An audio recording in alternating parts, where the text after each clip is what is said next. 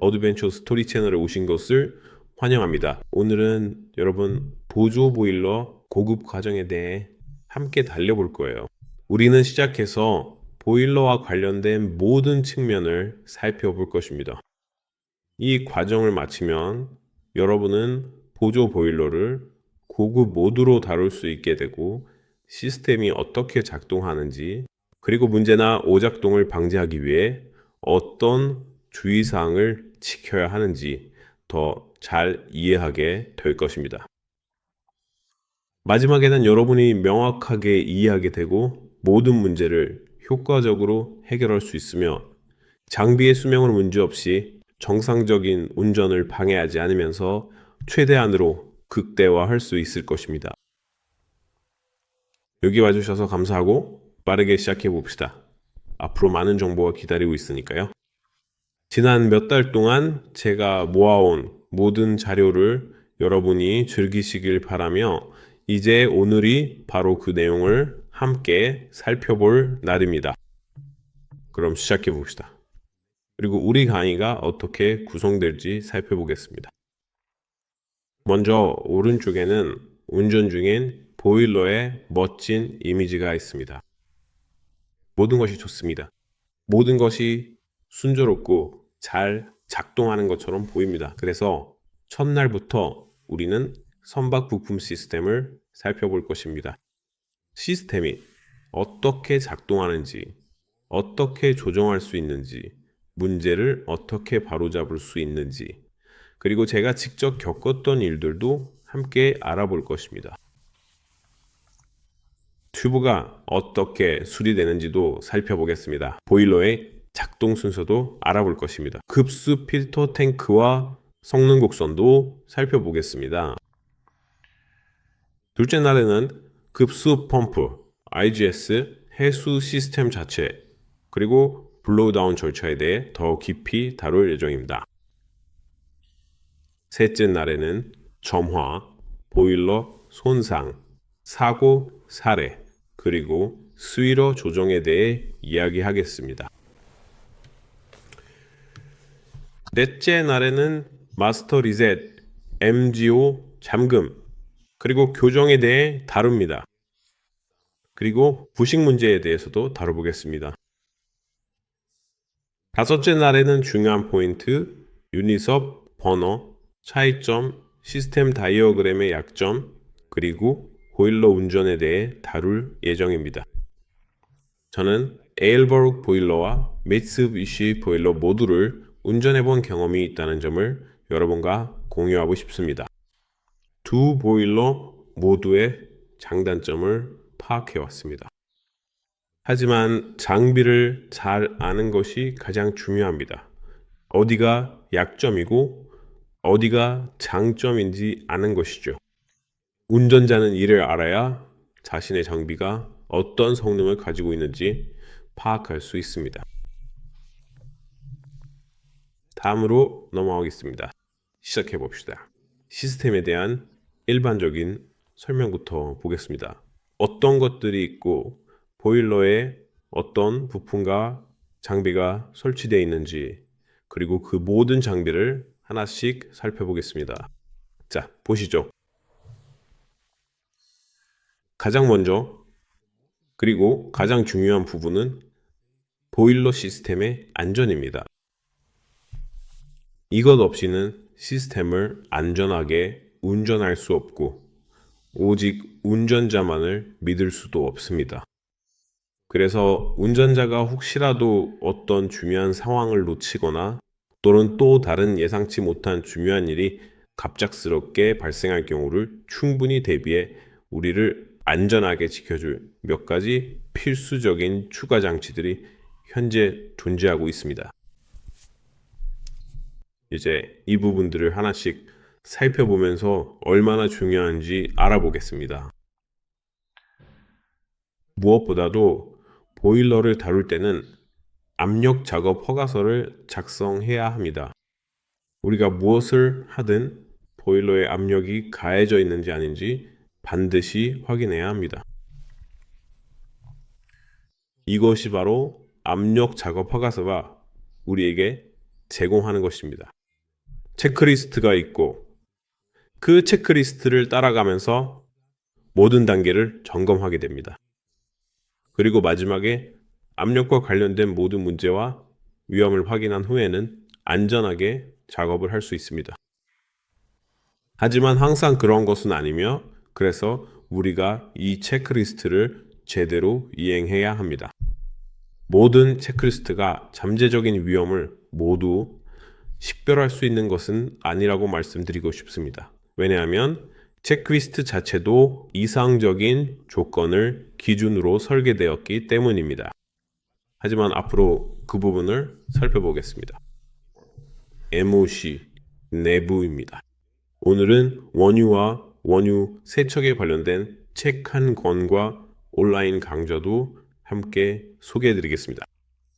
이 책은 제가 지금까지 쌓아온 지식과 전문성 그리고 불쾌한 상황이나 추가 클레임 없이 최고의 하역 작업을 수행하는 데 필요한 모든 성공 노하우를 담고 있습니다.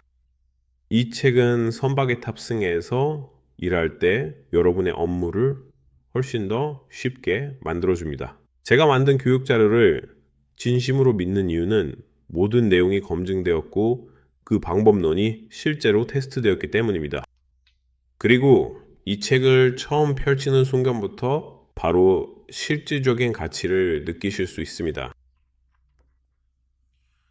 또한 더 나은 이해와 깊이 있는 지식을 얻기 위해서는 제가 이 주제를 위해 특별히 만든 온라인 강좌에 참여하는 것도 좋은 방법입니다. 이 강좌는 이미 유튜브 채널에서 시청하실 수 있습니다.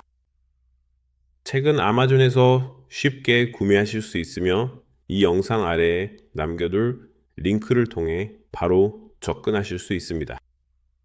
그러니 오늘 바로 참여하셔서 여러분 앞에 펼쳐진 창과 기회들을 훨씬 더 쉽고 편하게 열어보세요. 원유 세척 가이드는 원유 세척 마스터 클래스 온라인 강좌와 결합하여 분자의 거동 이해부터 각 등급별 특성, 취급 방법, 주의해야 할 점, 문제가 발생했을 때의 대처법, 최적의 프로그램 선택 방법 등 모든 단계에 걸쳐 실질적인 지침을 제공합니다. 이 모든 것이 바로 원유 세척을 통한 정말 환상적인 여정이 될 것입니다. 이 강좌는 여러분이 원유와 그 방출 과정을 바라보는 시각을 완전히 바꿔줄 것입니다. 최신 지식을 바탕으로 경쟁 우위를 확보할 수 있도록 도와줄 것입니다. 그리고 여러분께 미리 말씀드리고 싶은 게 있는데, 네, 지금 이 순간에 공유하는 게 더 좋을 것 같아서요. 그렇지 않으면 앞으로 나올 내용에서 잊어버릴 수도 있으니까요. 지금 말하는 게 더 낫겠네요. 그래서 그때 예를 들어 체크리스트에서 여기 압력을 확인하라고 지시하고 이 근처에 압력계가 있다고 해봅시다. 압력계를 확인했는데 아무런 표시가 없어요. 하지만 그 압력계가 올바른 압력을 나타내고 있는지 아니면 당신이 읽은 값이 정확한지 확신할 수 있나요? 그러니까 한 가지만 믿고 의존해서는 안 됩니다. 그리고 경험을 쌓다 보면 내부에 압력이 있는지 없는지 스스로 파악할 수 있게 될 거예요. 예를 들어 여기 압력계가 있다고 해봅시다. 압력계가 0을 가리키고 있어요. 그리고 체크리스트에도 이 장비의 압력이 0인가? 라는 질문이 있습니다. 당신은 압력계를 보고 네라고 대답하죠. 그런데 나중에 그걸 열어보면 실제로 압력이 남아있는 경우가 있습니다. 그렇다는 것은 압력계에 손상이 있거나 문제가 있거나 아니면 계측기가 제대로 작동하지 않는다는 뜻입니다. 그래서 압력을 확인할 수 있는 또 다른 방법이 있습니다. 그게 뭘까요? 바로 드레인입니다. 그래서 우리가 하는 일은 압력계를 확인하고 드레인을 열고 드레인을 계속 열어둔 채로 모든 압력을 빼내는 것입니다. 하지만 드레인을 열었을 때 모든 압력이 제대로 빠졌는지, 드레인이 막히거나 문제가 없는지 어떻게 알 수 있을까요? 이건 여기 드레인 깔때기를 통해 확인할 수 있습니다. 드레인을 열면 깔때기가 제대로 작동하는지 볼 수 있습니다. 증기가 조금 나오는 것도 볼 수 있습니다. 그리고 처음에는 실수로 고온의 증기나 액체에 맞지 않도록 드레인을 닫아두는 것이 좋습니다. 여기에서 아무것도 흐르지 않는다면 드레인이 막힌 것입니다. 그럴 때는 어떻게 해야 할까요? 여전히 안전하지 않은 상태입니다. 아마도 용기 안에 압력이 없다고 생각할 수도 있습니다. 하지만 드레인이 막혀 있을 수 있습니다. 여기 라인에 막힘이 있을 수도 있습니다. 그렇다면 엔지니어나 담당자는 어떻게 해야 할까요? 가판사관이나 기관사관 또는 터미널이나 공장에서 일하는 어떤 운영자도 될 수 있습니다. 그리고 또 할 수 있는 일이 있습니다. 왜냐하면 이 시스템은 여기에서, 그리고 그게 바로 뭐냐면, 정말 중요한 것은 운영자가 시스템을 알고 어떻게 연결되어 있는지 아는 것입니다. 그래서 이 라인과 이것이 같은 공간으로 연결되어 있습니다. 그리고 여기에는 아마 게이지도 있고 또 다른 드레인도 있을 것입니다. 그래서 여기서 배수할 수 있습니다. 여기 막힘이 생기면 여기서 배수해서 다시 작동하는지 확인할 수 있습니다. 그래서 일종의 이중 점검이 이미 이루어지고, 그렇게 하면 위험도 줄이고 제거할 수 있습니다. 하지만 여기 있는 압력 작업 허가서는 그런 걸 해야 한다고 절대 말해주지 않습니다. 이런 부분은 여러분의 경험과 시스템을 제대로 아는 지식이 도움이 됩니다. 그럼 이제 위험평가로 넘어가겠습니다. 위험평가는 다음 단계입니다. 여러분은 모든 위험 요소를 파악하고 그 다음에 어떻게 작업을 진행할지 적절한 결정을 내리게 됩니다. 그래서 위험을 줄이고 낮추면 안전하게 작업할 수 있습니다. 또 한 가지, 여러분이 팀과 함께 해야 할 일이 있습니다. 선상에서 사람들이 일할 때는 자신들이 진정한 팀이라는 느낌을 받아야 하고 서로에게 의지할 수 있어야 합니다. 그리고 언제든지 서로에게 이렇게 물어볼 수 있어야 합니다. 내가 이걸 하고 있는데 네 생각은 어때? 이게 좋은 해결책일까? 또는 나는 이미 계획을 생각해 봤어. 우리가 이렇게 하면 어떤 상황을 마주칠 수 있고 어떻게 하면 더 잘할 수 있을까? 라고 말할 수 있어야 합니다. 이렇게 팀이 함께 일하는 것이고, 이런 모든 상황에서 정말로 필요합니다. 왜냐하면 우리는 고압 환경에서 일하기 때문입니다. 또한 현장에는 다양한 종류의 많은 계측 장비들이 존재하고 있으며 그에 따라 복잡한 전기 케이블들도 서로 연결되어 있을 수 있습니다. 그리고 작업 위치가 매우 까다로운 것도 분명히 있을 수 있습니다. 이 모든 요소들은 반드시 식별되어야 하고 팀과 함께 논의해야 합니다. 그래서 이런 모든 요소들과 장비가 관련된 작업에서는 항상 팀워크가 필요합니다. 팀이 계획을 세우고 그 계획을 만든 다음 이후에 유지보수 작업이나 청소 작업을 수행하게 됩니다. 그리고 우리가 사용하는 모든 장비는 반드시 적합해야 합니다. 상태가 좋지 않은 램프는 사용하지 않을 것입니다. 적합하지 않은 자재나 개인 보호구, PPE보도 사용하지 않을 것입니다.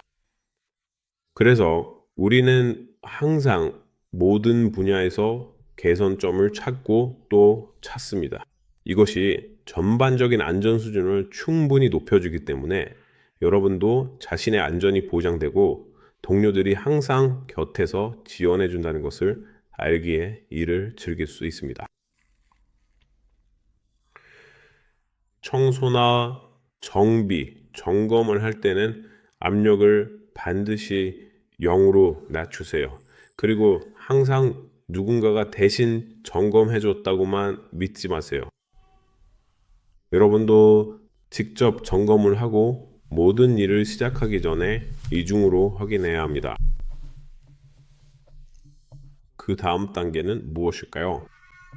시스템을 격리해서 다른 보일러에서 압력이 남아 있을 수 있는 위험을 없애는 것입니다. 여기서 한 대의 보일러에서 작업할 때 보일러 시스템은 배관과 밀접하게 연결되어 있고 보일러끼리도 서로 연결되어 있습니다. 분리밸브가 있어서 압력을 견디고 역류 방지 밸브 역할을 하긴 하지만 그 역류 방지 밸브가 항상 제대로 닫혀 있거나 제대로 작동한다고만 믿어서는 안 됩니다. 그래서 한 대의 보일러의 압력을 빼고 다른 보일러에 압력이 남아 있을 때는 반드시 다른 보일러도 격리했는지 확인해야 합니다. 그래야 예기치 못한 비상 상황에서 한 보일러에서 다른 보일러로 압력이 넘어가는 일이 없을 것입니다. 제가 말씀드리는 것은 여기 있는 이 보일러의 압력을 뺄 때 아래쪽에 메인 라인이 있는데 두 보일러가 모두 연결되어 있고 오직 하나의 논리턴 밸브와 메인 스팀 밸브만이 증기로부터 여러분을 보호해 준다는 점입니다. 즉, 두 개의 밸브만이 여러분의 생명을 지키는 것이니 반드시 잠겨 있고 압력이 전혀 없는지 확인해야 합니다. 이 점을 꼭 명심하세요. 항상 밸브가 제대로 작동하는지 확인하세요. 논리턴 밸브는 고착되어 한 위치에 머물러 있을 수도 있습니다.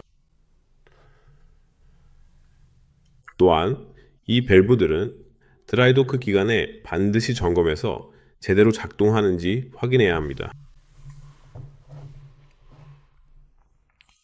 작업으로 인해 영향을 받을 수 있는 시스템, 내 모든 배관도 꼼꼼히 점검하세요. 이 말은 즉 여러분이 하는 작업과 관련된 배관이 무엇인지, 어떻게 진행할 것인지, 무엇을 제거할 것인지, 그리고 이것이 선박 전체 운항에 어떤 영향을 미칠지 반드시 확인해야 한다는 뜻입니다.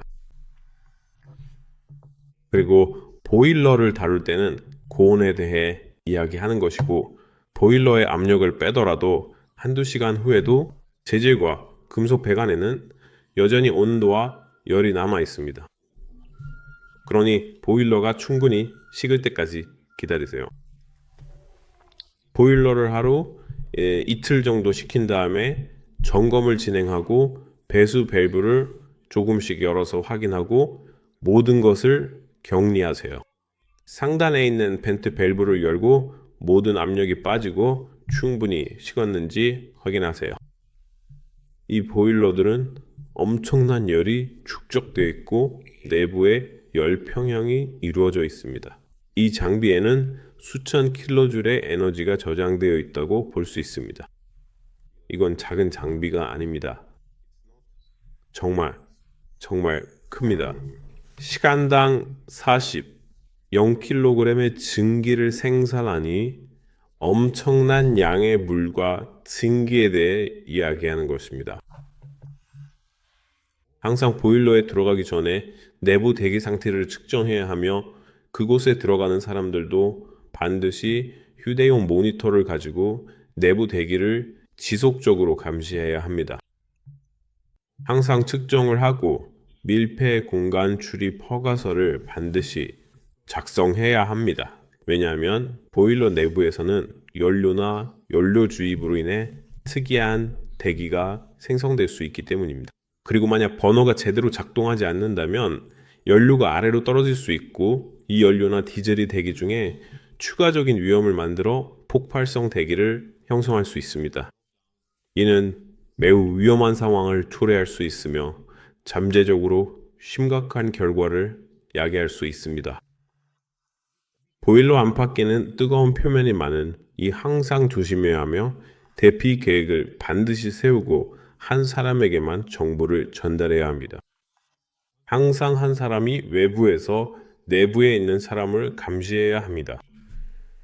사용할 조명은 반드시 완전히 밀폐된 형태여야 하며 또한 반드시 폭발 위험이 있는 환경에서도 안전하게 작동할 수 있는 방폭 사양을 완벽하게 갖춘 조명이어야 합니다. 이러한 엄격한 조명 기준을 준수함으로써 가연성 가스가 혹시라도 존재할 경우에도 불꽃이 전혀 발생하지 않도록 하여 잠재적인 위험을 효과적으로 방지할 수 있습니다. 그럼 다음 단계로 넘어가 보겠습니다. 비상 상황에서는 수위계가 정말 중요합니다.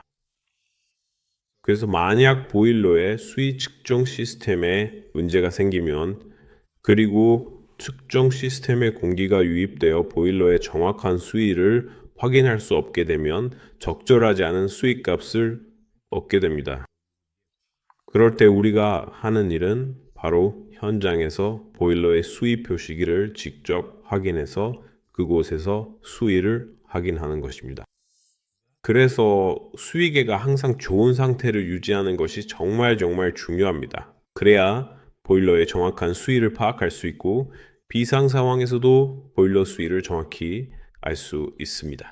만약 수위를 너무 높게 맞추거나 실제보다 더 높게 맞추면 터빈이 작동 중일 때 시스템에 손상을 줄 수 있습니다. 모든 물이 시스템을 통해 흘러가서 결국 터빈에 도달할 수도 있기 때문입니다. 그래서 이것이 보일러의 오버플로우입니다. 그리고 보일러 안에 물이 너무 적으면 발생할 수 있는 일은 구조적인 손상입니다. 실내합니다. 왜냐하면 튜브가 과도한 열에 노출되어 튜브가 변형될 수 있기 때문입니다. 그래서 그런 경우에는 연료가 차단되는지 셧다운 시스템이 제대로 작동하는지도 반드시 확인해야 합니다. 시스템이 제대로 작동하지 않거나 뭔가 잘못된다면 무슨 일이 일어나는지 파악하는 것보다 보일러를 바로 셧다운하는 것이 낫습니다. 보일러 내부를 명확히 볼 수 없기 때문입니다. 자, 이제 규칙들을 살펴봅시다. 첫 번째 규칙은 처음에 설명드린 것처럼 보일러에 스트레스를 주지 않는 것입니다. 즉, 차가운 물을 갑자기 많이 넣거나 수위가 너무 낮거나 너무 높아지지 않도록 하고 가능한 한 보일러 안에 많은 양의 물을 한 번에 넣어서 재질에 무리를 주지 않도록 해야 합니다. 두 번째 규칙은 모든 모니터링 시스템을 제대로 유지하는 것입니다. 여기서 말하는 모니터링 시스템이란 제어 장치에서 수위를 감시하는 자동 제어 시스템과 그 표시 장치들을 말합니다. 이 정보는 기관 제어실로 전달되며 또한 현장 게이지, 즉 수위 게이지도 포함됩니다. 이것이 바로 보일러의 수위를 감시할 수 있는 마지막 방어선입니다. 세 번째 규칙은 안전 밸브와 알람 트립 장치를 자주 점검하는 것입니다. 그래서 이것이 여러분의 안전을 위한 마지막 방어선이며 과압이나 과열로부터 여러분을 지켜줄 것이고 무언가 잘못되고 있다는 신호를 줄 것입니다. 이건 정말 중요합니다. 자신이 운이 좋다고 믿거나 운에만 의존하려고 하지 마세요. 운이 얼마나 좋은지 시험하지 마세요. 언젠가는 운이 전혀 도움이 되지 않는 순간이 반드시 오기 때문입니다. 그러니 여러분의 시스템이 제대로 작동하는지, 알람이 제대로 울리는지, 모든 표시가 올바른지 반드시 확인하세요. 항상 테스트하고 모든 것이 제대로 작동하는지 검증하려고 노력해야 합니다. 자신이 얼마나 운이 좋은지 혹은 3개월이나 5개월 동안 아무 문제 없이 항해를 마치고 하선하면 다음 승무원이 올 거라고 믿지 마세요. 저는 실제로 선상에서 일이 벌어지는 것을 봤습니다. 어떤 사람들은 정말로 4개월이나 5개월 동안 배에 있으면서 아무것도 점검하지 않습니다.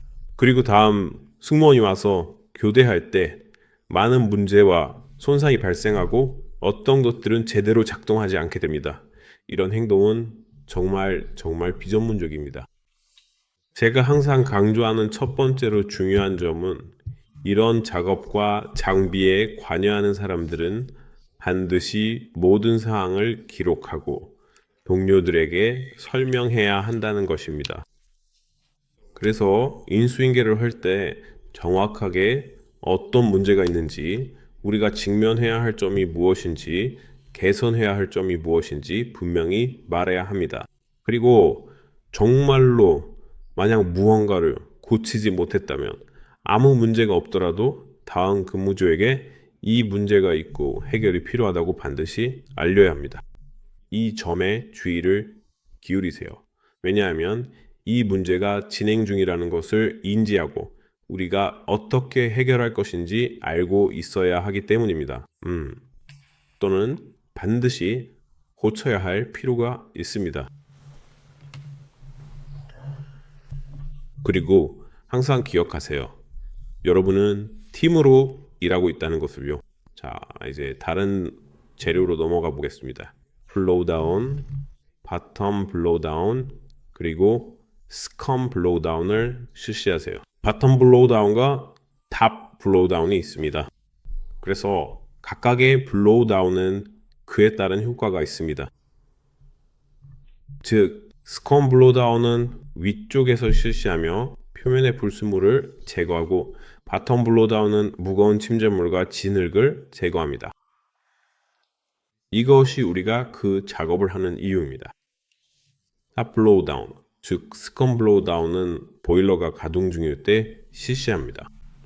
그래서 보일러가 운전 중일 때는 증기가 발생하면서 모든 불순물들이 표면 위에서 스컴 블로우다운 라인으로 자연스럽게 이동하게 되고 이후에는 오버보드로 안전하게 완전히 배출됩니다.